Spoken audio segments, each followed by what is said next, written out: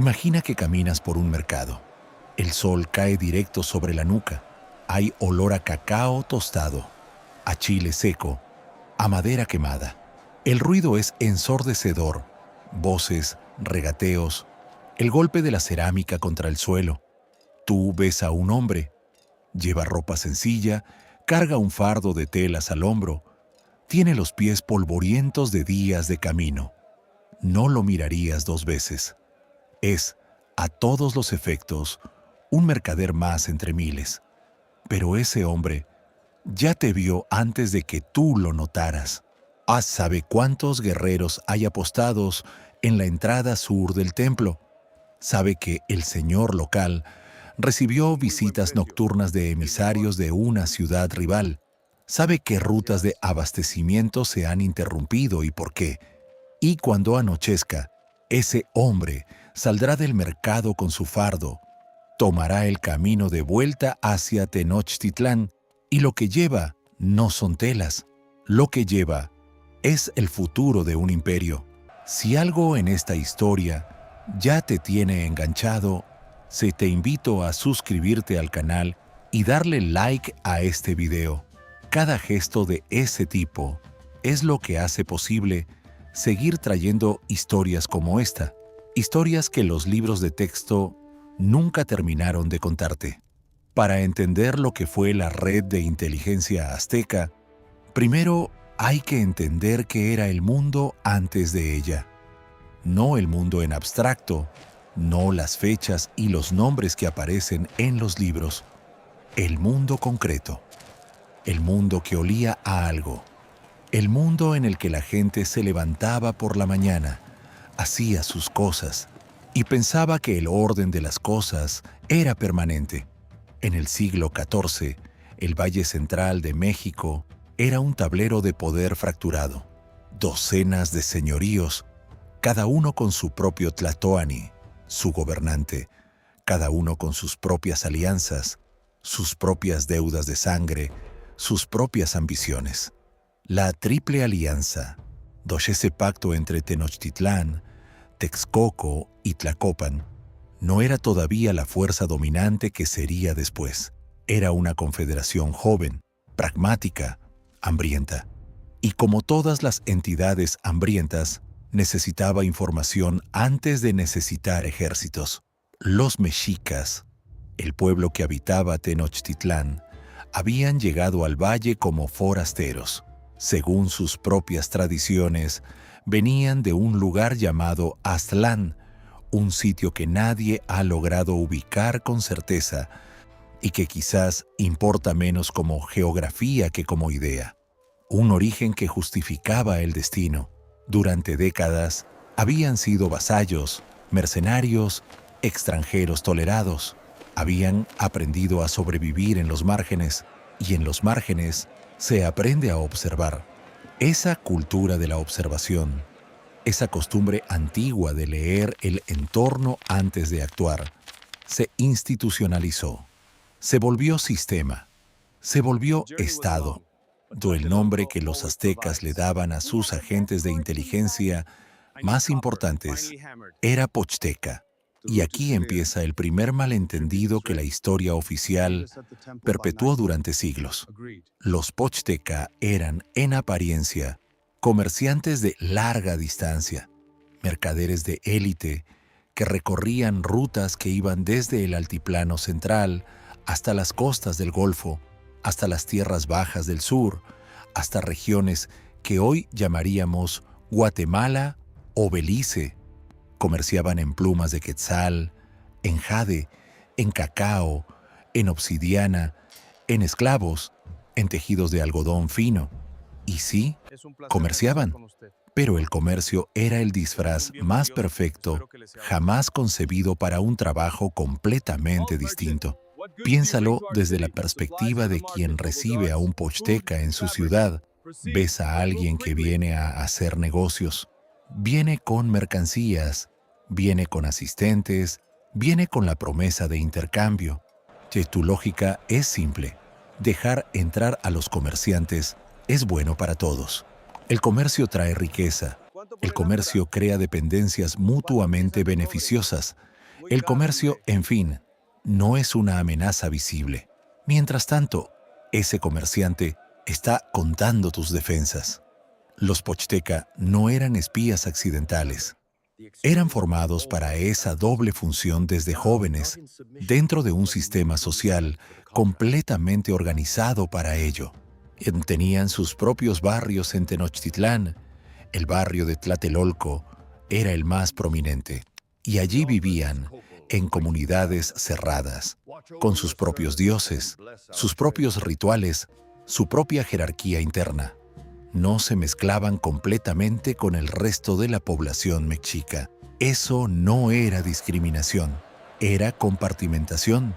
Es un principio que cualquier agencia de inteligencia moderna reconocería al instante.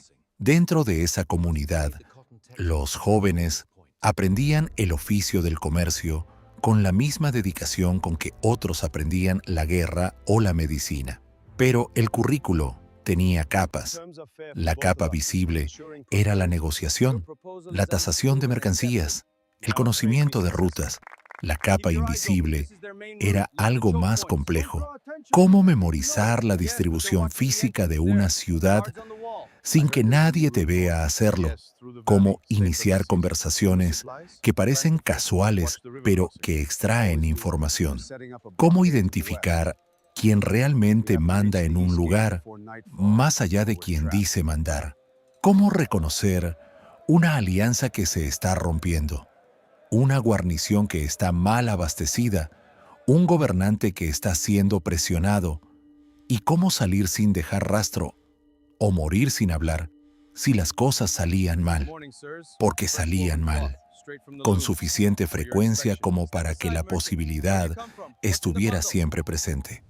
Hay registros transmitidos a través de los textos que sobrevivieron a la conquista, compilados por frailes como Sahagún o por cronistas indígenas como Tezosomoc, que describen cómo algunas misiones de los Pochteca terminaban con sus agentes ejecutados en territorio enemigo.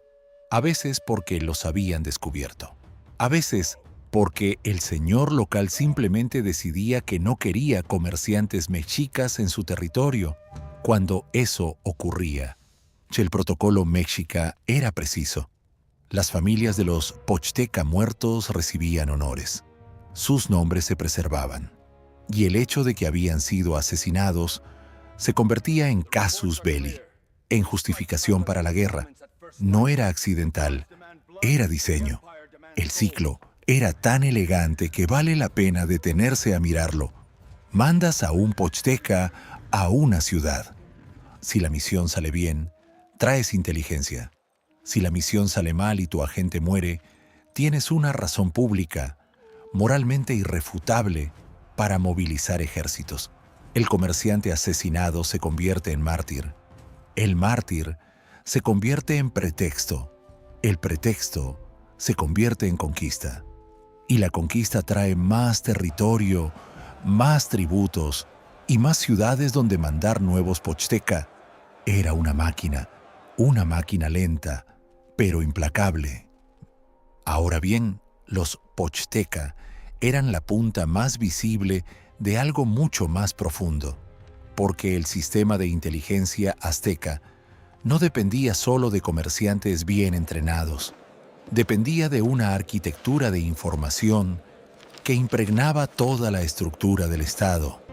En el corazón de ese sistema estaba la figura del Tlatoani, el gran orador, el gobernante supremo de Tenochtitlán. Dun y los tlatoanis más importantes de la historia mexica, los que consolidaron el imperio, fueron todos, en mayor o menor medida, ejecutivos de inteligencia, hombres que entendían que el poder no viene del filo de la obsidiana, sino de saber antes que el enemigo lo que el enemigo está a punto de hacer.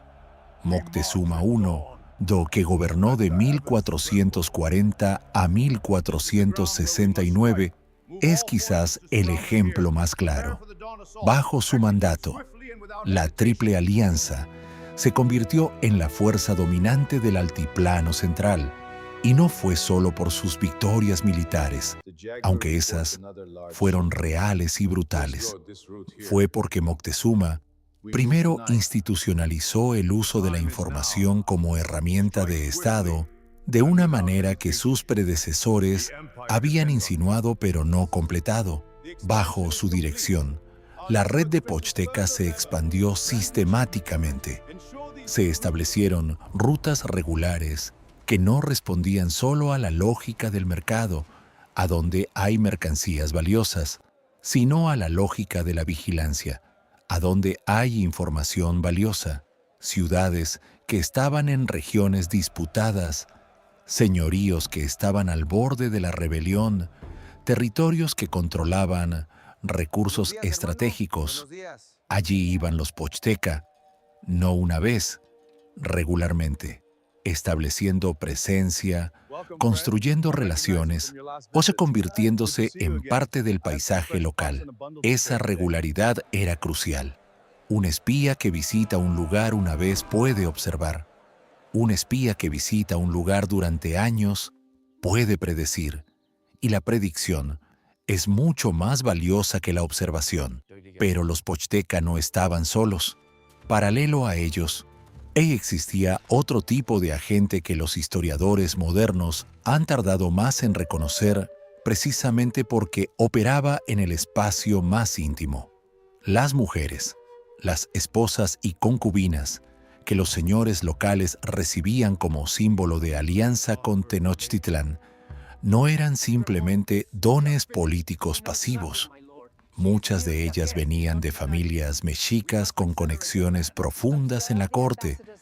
Muchas habían sido educadas no solo en las artes del hogar y la diplomacia personal, sino en el arte de observar y reportar.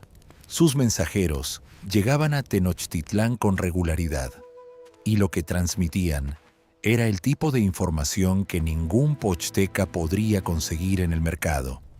Lo que el gobernante local decía en la intimidad, sus miedos, sus ambiciones, las tensiones dentro de su corte, y luego estaban los mensajeros, los Painani, corredores entrenados desde la infancia para recorrer distancias extraordinarias en tiempos extraordinariamente cortos.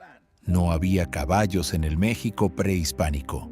Los caballos llegaron con los españoles, de modo que toda comunicación dependía de los pies humanos. Y los Painani eran, en este sentido, la infraestructura del sistema de inteligencia, la red de transmisión que hacía que la información recogida en los extremos del imperio llegara al centro antes de que perdiera relevancia. Un Painani podía cubrir en un día lo que un ejército tardaba una semana en recorrer.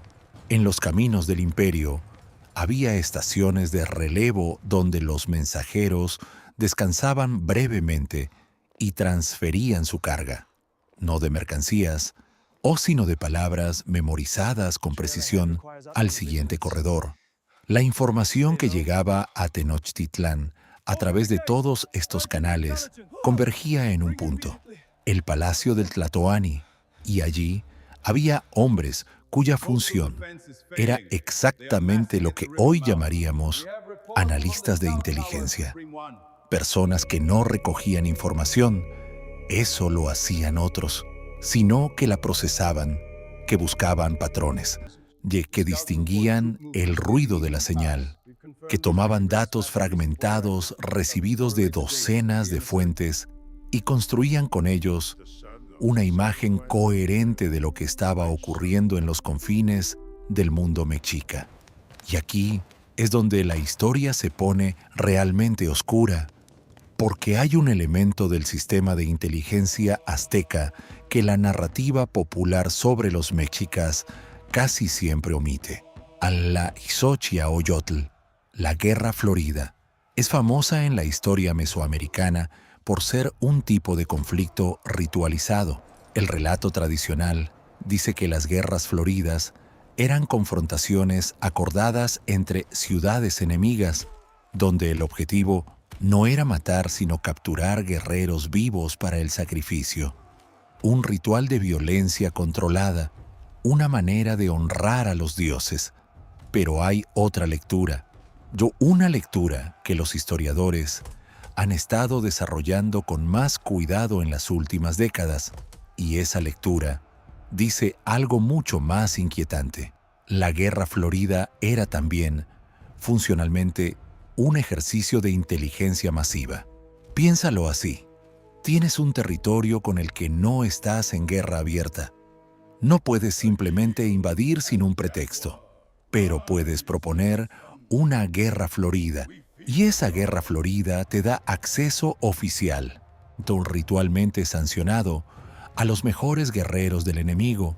Puedes observar sus tácticas en combate real, puedes evaluar la calidad de su equipamiento, puedes identificar a sus líderes por cómo se comportan en el campo, y los prisioneros que capturas no solo se convierten en ofrendas en el templo, también se convierten, antes de eso, en fuentes de información. Los interrogatorios formales, antes del sacrificio, no eran una práctica secundaria y eran parte del proceso.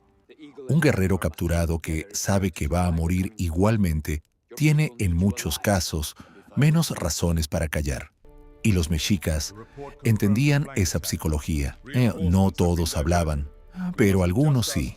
Y uno que habla, en el momento correcto, puede cambiar el resultado de una campaña entera. Pausa aquí por un momento, porque lo que acabamos de recorrer juntos es solo la mitad de la historia, de si este tipo de contenido te hace querer saber más. Si eres de los que buscan esas capas que los libros no cuentan, este canal es tu lugar. Suscríbete si aún no lo has hecho. Dale like a este video. Volvamos al mercado. Volvamos al hombre con el fardo de telas. Es el año 1450 aproximadamente, o quizás 1460. Las fechas son elásticas en este periodo porque las fuentes que tenemos son parciales, filtradas por la conquista española, por la quema de códices, por la traducción imperfecta de sistemas calendáricos que no son los nuestros. Pero en algún momento, en esa franja de décadas, ocurrió algo que ilustra, mejor que cualquier ejemplo abstracto, cómo funcionaba el sistema. Una ciudad al sur había estado enviando señales de que algo cambiaba. Las señales eran sutiles. Como el volumen de comercio con Tenochtitlán había disminuido ligeramente. Los mensajeros tardaban un poco más de lo usual. Un gobernador local había sido reemplazado sin comunicación previa. Por separado, ninguna de estas señales significaba nada. Juntas, para alguien entrenado a leerlas, decían una sola cosa: algo se está organizando. Los pochtecas que operaban en esa región enviaron sus reportes. Y los Painani los trajeron a Tenochtitlan. Los analistas de la corte los procesaron, y la conclusión fue clara antes de que hubiera un solo acto de rebelión abierta. Esa ciudad estaba a punto de saltar. La respuesta mexica fue exactamente lo que la inteligencia temprana hace posible. Actuación antes de la crisis, no durante ella.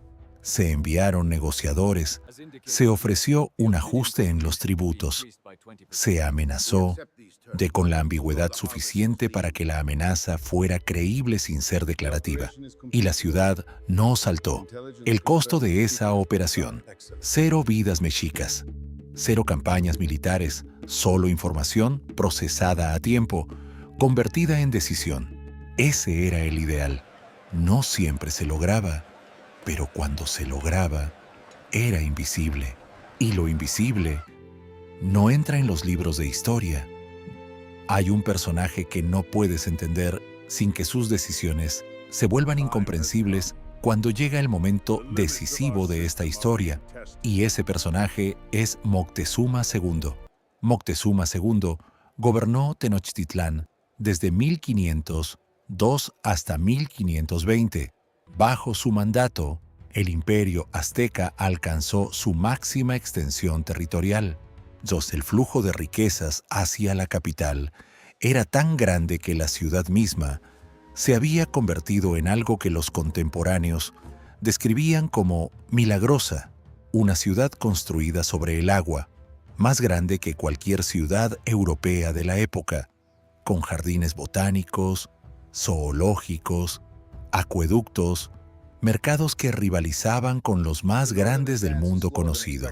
Y Moctezuma II era, por encima de todo, un hombre de inteligencia, o un hombre que había pasado décadas construyendo y refinando el sistema que sus predecesores habían iniciado.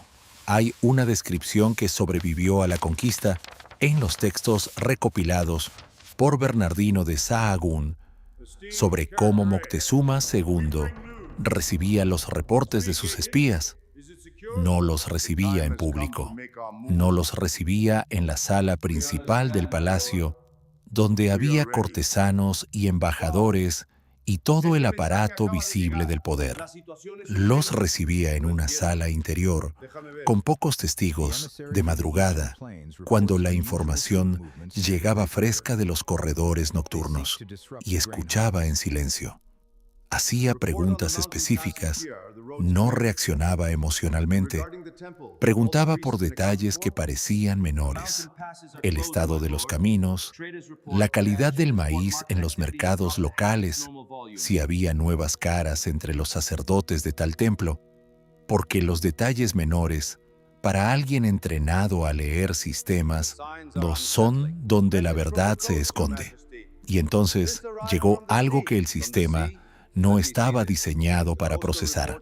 En 1517, los reportes empezaron a llegar de las costas del Golfo, no de ciudades conocidas, no de rutas comerciales establecidas.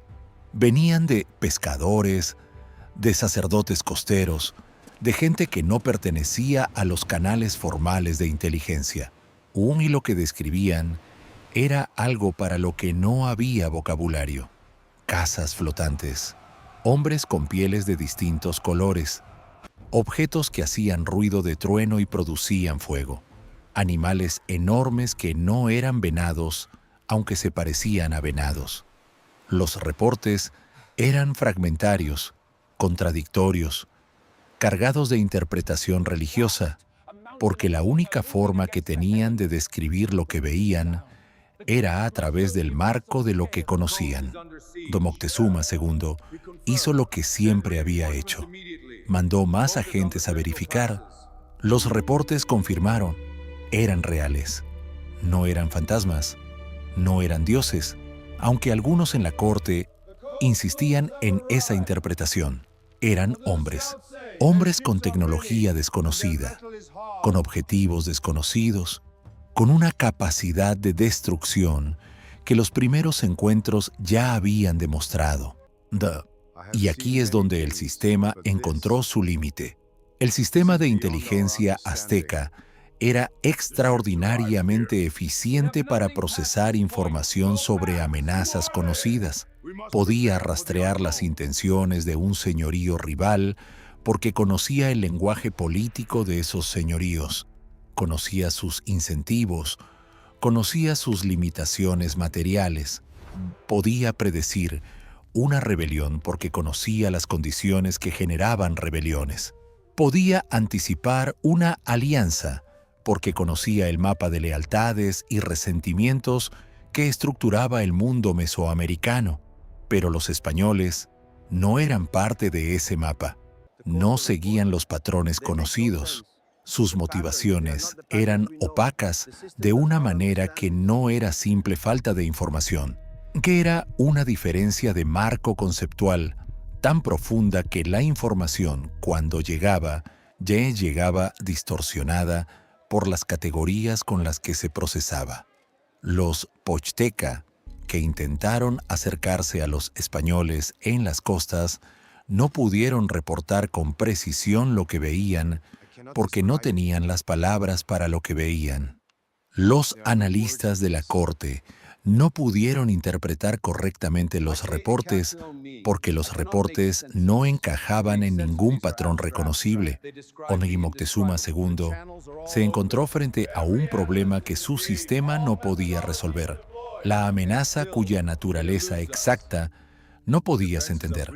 Su respuesta fue desde una perspectiva de inteligencia, comprensible aunque trágica: demorar, observar más, intentar establecer contacto diplomático desde una posición de ambigüedad, tiempo para procesar, tiempo para entender, tiempo que el sistema necesitaba para adaptarse a una realidad sin precedente.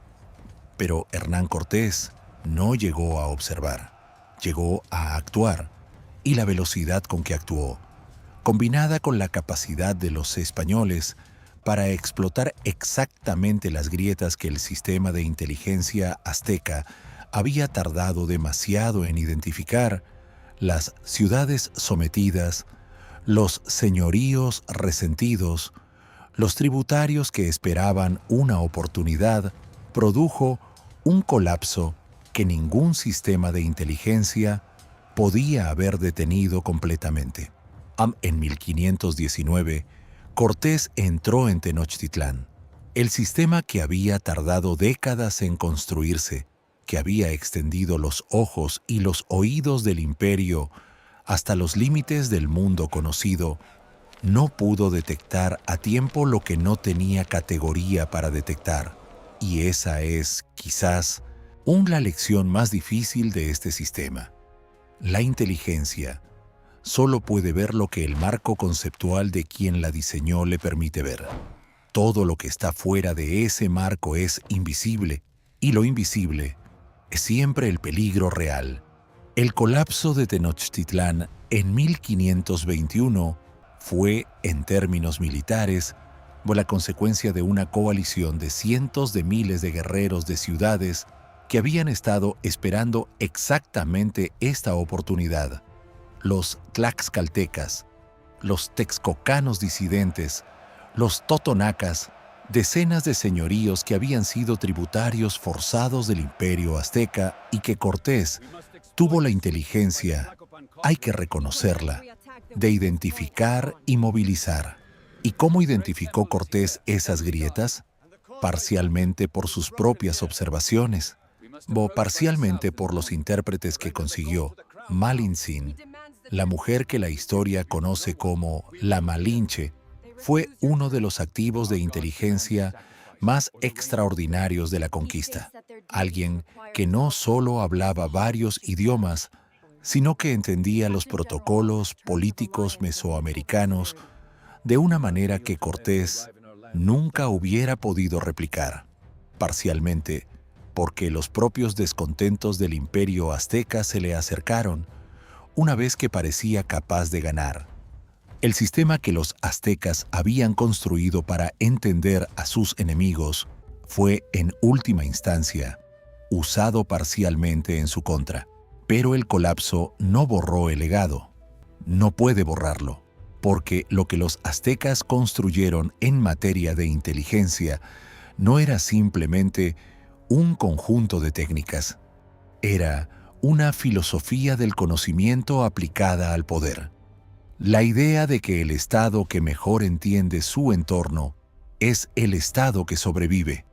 La idea de que los ojos más valiosos son los que parecen no estar mirando. La idea de que la información procesada correctamente y a tiempo vale más que cualquier ejército. Esas ideas no murieron en Tenochtitlán. Ahora, la pregunta que este tipo de historia siempre plantea al final, aunque pocas veces, se formula directamente. ¿Qué cambia cuando entiendes que los aztecas tenían esto? Cambia la imagen que tenemos de ellos, del relato que ha dominado la representación popular de los aztecas desde la conquista, el relato de la barbarie, del sacrificio, de la superstición, no es falso en su totalidad, pero es profundamente incompleto. Omite la complejidad organizacional, la sofisticación política, la inteligencia estratégica de una civilización que había desarrollado soluciones institucionales a problemas que las civilizaciones contemporáneas en Europa estaban lejos de resolver. Los aztecas no tenían imprenta, no tenían rueda en uso funcional, no tenían hierro, y aún así habían construido un sistema de recopilación, transmisión y análisis de información que, en sus principios fundamentales, se parece de manera perturbadora a lo que hoy llamamos inteligencia de Estado. Eso no es coincidencia. Es que el problema al que ese sistema respondía, cómo gobernar un territorio complejo con actores múltiples y objetivos en conflicto sin tener control directo sobre cada punto, es un problema que no cambia con el tiempo. Solo cambian las herramientas, y la lección que ese sistema fracasó en anticipar, que hay amenazas para las que no tienes categorías conceptuales, y que esas son las más peligrosas de todas, es una lección que los estados del siglo XXI están aprendiendo todavía de distintas maneras, en distintos contextos. Cada vez que una agencia de inteligencia moderna falla en detectar una amenaza nueva, hay un eco de Tenochtitlán en esa falla, no porque los procesos sean los mismos, sino porque la limitación es la misma. Los sistemas inteligentes solo ven lo que están diseñados para ver, y el mundo siempre produce algo que ningún diseño anticipó. El hombre con el fardo de telas ya salió del mercado, toma el camino de regreso. Sus pies conocen cada piedra del camino. Su memoria lleva todo lo que necesita llevar. No necesita escribirlo, no necesita guardarlo. Lo lleva en la manera en que los seres humanos han llevado el conocimiento peligroso durante milenios, en el cuerpo, en la voz, en la forma de mirar sin que te vean mirando. Y en algún lugar entre el mercado y la ciudad que lo espera, ese hombre es la línea entre el poder que dura y el poder que cae, y esa línea resulta nunca ha dejado de existir. Si llegaste hasta aquí, gracias de verdad. Este tipo de historia tarda en contarse porque merece ser contada bien.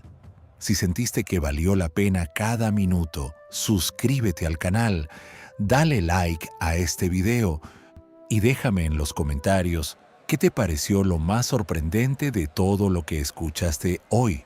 Esos comentarios me dicen qué historias vale la pena contar a continuación, y cada opinión cuenta más de lo que imaginas. Este video es una reconstrucción histórica generada con inteligencia artificial, con carácter meramente ilustrativo. Los hechos y contextos están basados en fuentes históricas académicas, pero algunas escenas o personajes y diálogos son representativos y no deben tomarse como registro documental literal.